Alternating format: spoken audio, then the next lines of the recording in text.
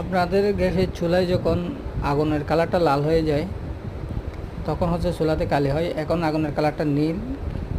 এই নীলটাকে যখন কালি হবে, আপনাদের অনেকের বাসা হচ্ছে চুলায় এখন কালি হচ্ছে, লাল জ্বলতেছে, তখন হচ্ছে আপনার নিচে সুইচের নিচে হাত দিয়ে আগুনের কালারটা যদি নীল কালার করে দেন আর কখনো কালি হবে না। মূলত নতুন চুলা বা পুরাতন চুলা দুটোটাতেই কালি হইতে পারে।